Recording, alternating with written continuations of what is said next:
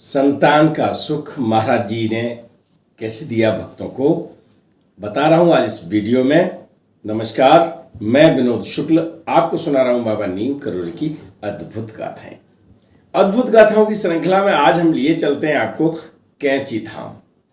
कैंची धाम में महाराज जी तख्त पर विराजमान हैं, भक्त बैठे हुए हैं, नमन कर रहे हैं। कुछ भक्त अपना प्रसाद लेने अंदर चले जाते हैं और नए भक्त आते हैं, वो बैठ जाते हैं, अपनी समस्या बताते हैं और सबकी चाहत ये होती है कि महाराज जी समाधान दें, और ऐसा होता भी है।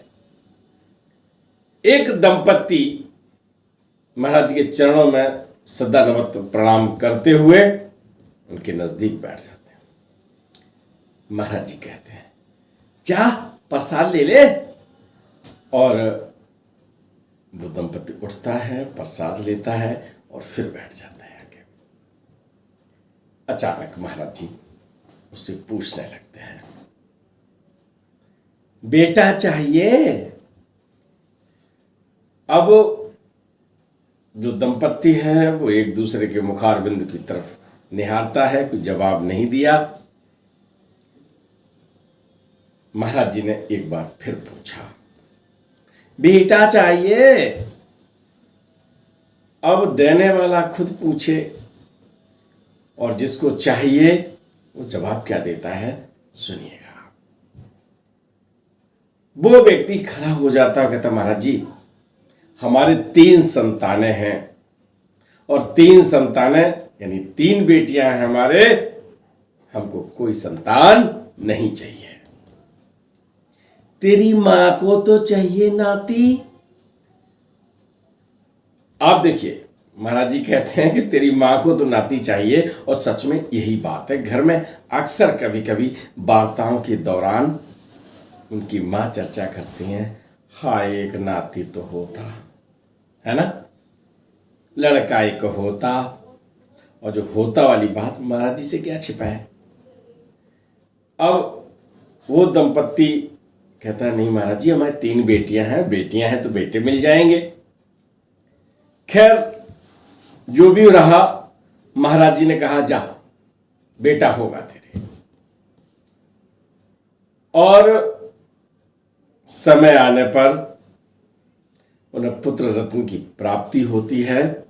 अब प्रसन्नता तो हुई, क्योंकि 3 बेटियों के बाद गारंटी नहीं थी ना, चौथा बेटा ही होगा।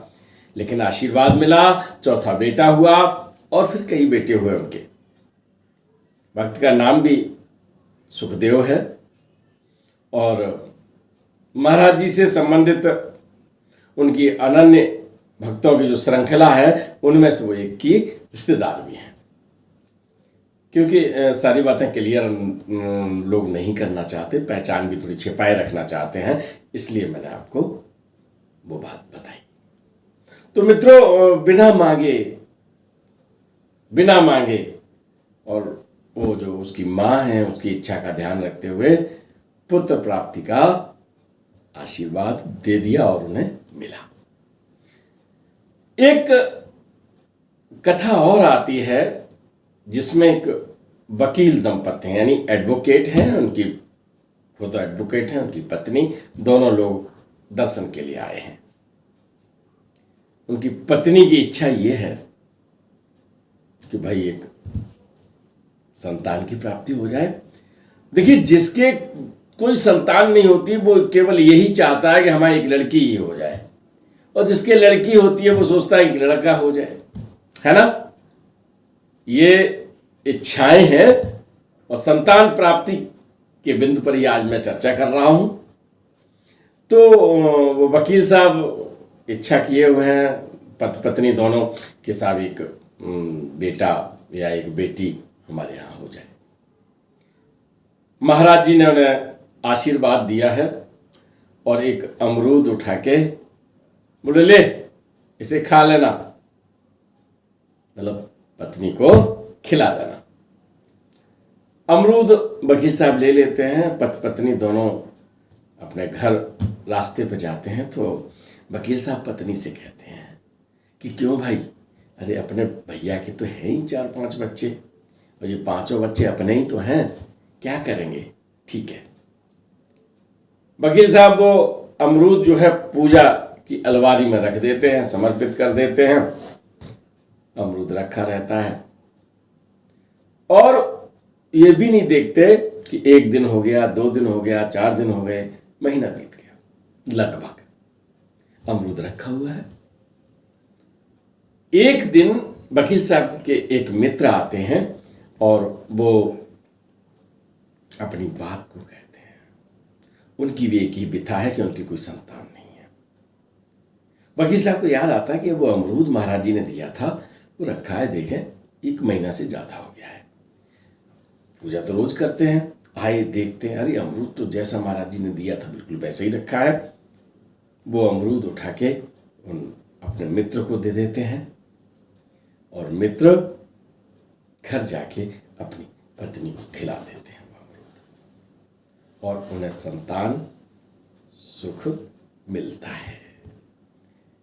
एक और कहानी याद आ रही है हमें कि एक हल्द्वानी की तरफ महाराज जी जा रहे थे, चढ़ाई थी, ड्राइवर की बड़ी परेशानी होती है, कभी मोड़ देखनी है, कभी पहाड़ी, और पहाड़ी क्षेत्र हो तब तो फिर और ही कहने क्या है। और फिर अगर हवा का दबाव उल्टा बन जाए, यानी थोड़ी तूफानी हवा हो जाए, उसमें निकालने की स्थिति हो जाए।